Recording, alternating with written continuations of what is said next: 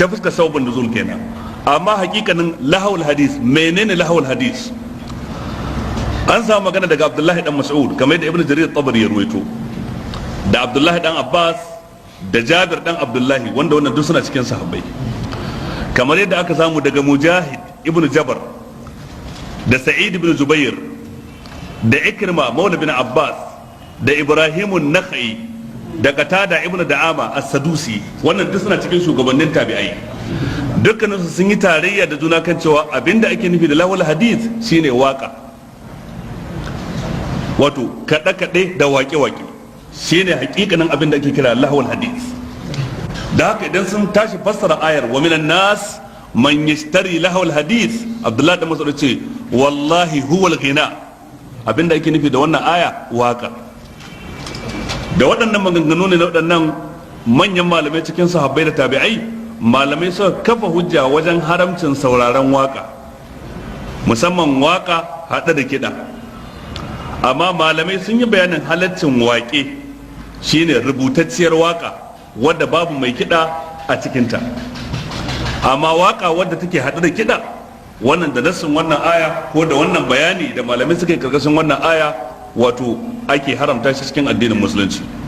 Kamar kuma faɗin Allah subhanahu wa ta'ala cikin suratul Isra, wastafziz man istata'ta minhum bi sautik wa ajlib alaihim bi khaylika wa rajlika wa sharikhum fil amwali wal auladi wa idhum wa ma ya'iduhum ash-shaytanu illa ghurura. Mujahid yace ita ma abinda ake nufi da ita waka.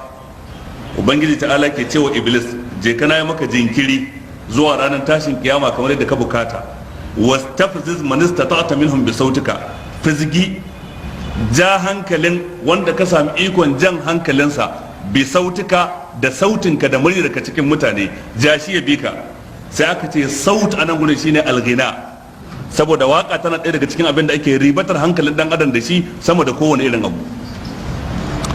Kamar yadda ubangiji subhanahu wa ta'ala ya ce afa min hadha alhadisi ta'jabun wa tadhakuna wa la tabkuna wa antum samidun. Abdullahi da Abbas ce wa antum samidun, ma'ana waka ake nufi a nan gurin, ma'ana kuna dariya idan an karanta alqur'ani yayin da kuke shigaltuwa da wake-wake ko sauraron kada-kada da wake-wake.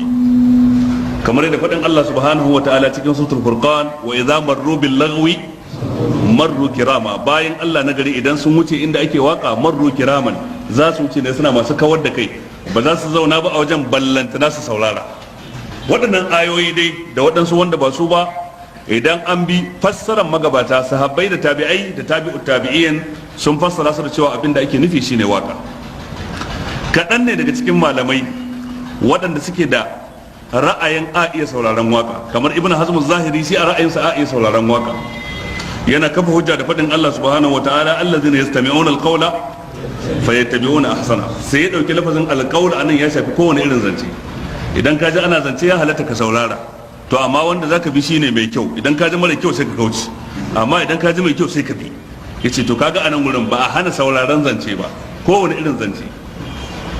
Ina fata an fahimta, da zancen malami, da zancen zabiya, da zancen makaɗi, da mawaka, da maraya, da kowaye ba, kowa ka saurari zancensa. Sai dai idan ka ji mara kyau to sai ka kyale masa kayansa, amma idan ka ji mai kyau sai ka bi. Menene hujjarka? allazina yastami'una alqawla fayattabi'una ahsana. To kaga hakikanin gaskiya wannan fahimta ta Ibn Hazm fahimta ce wadda ta saba fahimtar sahabbai da tabi'ai da tabi'ut tabi'ina, ba fahimta ce mai kyau ba. Kuma lafazin alqawl a cikin wannan aya ai daidai yake da lafazin alqawl a waɗansu ayoyin na daban, wanda lafazin alqawl a wata ayar ta daban ana nufin alqur'ani mai girma. Allah ce innahu laqawlun faslun wa ma huwa bil hazl, kaga lafazin qawl anan alqur'ani, wa ma huwa bi qawli sha'ir qalilan ma tu'minun wala bi qawli kahin qalilan ma tadhakkarun afalam yadabbar alqawl am ja'ahum ma lam ya'ti aba'ahum alawwalin. lafazin alqawl anan gurin kaga alqur'ani mai girma yake nufi.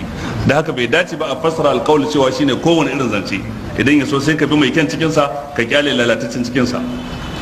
To a nan gurin sai wani ya iya cewa to idan ka ce alqawl anan ana nufin alqur'ani, to a cikin alqur'ani akwai abin bari? Dan an ce allazina yastami'una alqawla fayattabi'una ahsana, sai malamai su baka ansa da cewa a cikin alqur'ani akwai abin bi akwai abin bari. Abinda alqur'ani ya faɗa na kyakkyawan aiki ya faɗe shi ne dan a bi shi, abin da ya faɗa na mummunan aiki ya faɗe shi ne dan aime dan a bar shi abin da ayar take yastami'una alqawla fayattabi'una ahsana. A ilmanci sai sake cewa ai to ka ce fayattabi'una ahsanahu, lafazin ahsan yana da kishiyoyi guda uku ne, akwai alhasan sannan kuma akwai alqabih.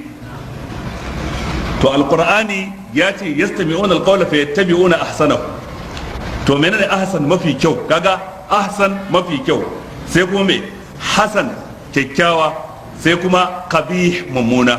mun yi da cewa mummuna za a bar shi, ba za a bi shi ba. to kyakkyawa fa,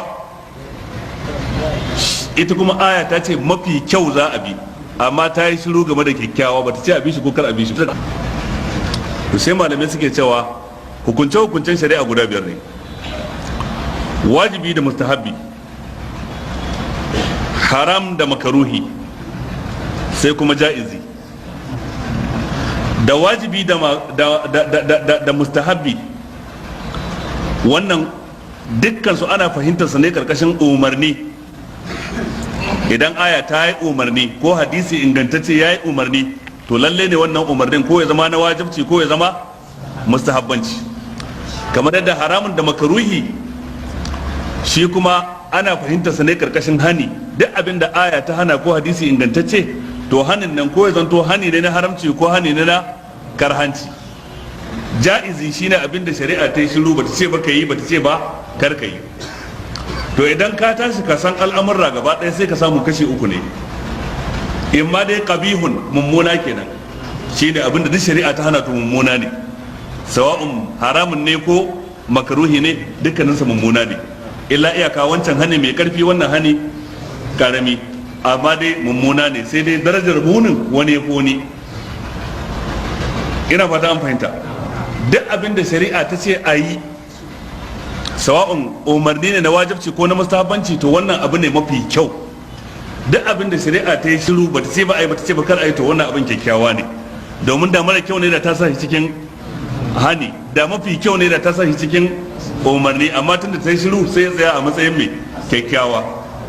kaga akwai kabihun da kuma hasanun da kuma ahsan. to ahsan shine wajibi da mustahabbi, hasan kuma shine mai ja'izi. to dama ja'izi ai ba umarni aka yi da ayi shi ba, in kaga dama kai, in kaga dama, amma kabihun kuma an hana shi. da haka fadan Allah ta'ala allazina yastami'una alqawla fayattabi'una ahsana, ma'ana waɗanda suke sauraron alqur'ani sai su bi mafi kyawun abin da ke cikin alqur'ani. to mafi kyawun abin da ke cikin alqur'ani shine mai wajibi da mustahabi. hasan kuma an kyale, ko su bi ko kar su bi, wannan ba a ce ba su bi, ba a ce ba kar su bi. kabihun kuma lalle sun nisance shi tun da sun bi ahsan. ina fata an fahimta. na ku kore dabbobin ku, annas sababun